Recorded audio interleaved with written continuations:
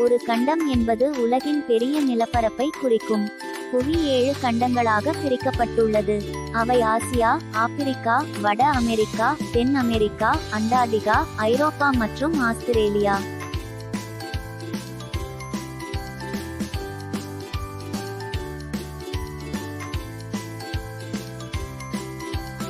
Asia உலகின் மிகப்பெரிய மற்றும் மிகவும் மாறுபட்ட கண்டம். ஆசியா வடக்கில் ஆர்க்டிக் பெருங்கடல், கிழக்கில் பசிபிக் பெருங்கடல், தெற்கே இந்திய பெருங்கடல், தென்மேற்கில் செங்கடல் ஆகியவற்றை எல்லையாக கொண்டுள்ளது.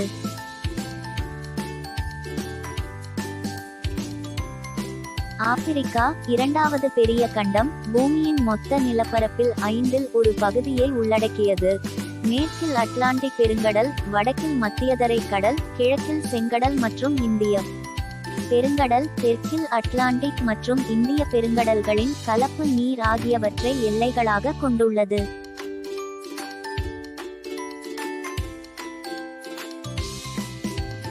வட அமெரிக்கா உலகின் 3வது பெரிய கண்டங்கள், ஆர்க்டிக் வட்டம் மற்றும் புற்றுநோய் திராவிக் இடையே பெரும்பாலான பகுதி உள்ளது. வட அமெரிக்கா வடக்கில் ஆர்க்டிக் பெருங்கடல், கிழக்கில் வடக்கு அட்லாண்டிக் பெருங்கடல், தெற்கில் கரீபியன் கடல் மற்றும் மேற்கில் வடக்கு பசிபிக் பெருங்கடல் ஆகியவற்றால் எல்லைகளாக உள்ளது. வடகிழக்கில் கிரீன்லாந்து உள்ளது. தென் அமெரிக்கா உலகின் 4வது பெரிய கண்டம், பூமியின் நிலப்பரப்பில் 8இல் ஒரு பங்கு நிலப்பரப்பை கொண்டுள்ளது.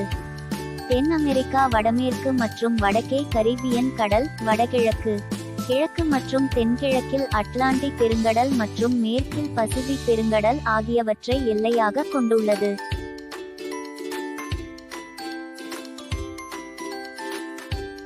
அண்டார்டிகா உலகின் தெற்கு கண்டம் மற்றும் 5வது பெரிய கண்டம்.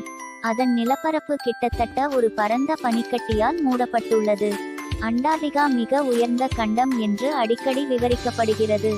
அண்டார்டிகா உலகின் தெற்கே உள்ள கண்டம். அண்டார்டிகா கண்டம் கிழக்கு அண்டார்டிகா மற்றும் மேற்கு அண்டார்டிகா என பிரிக்கப்பட்டுள்ளது.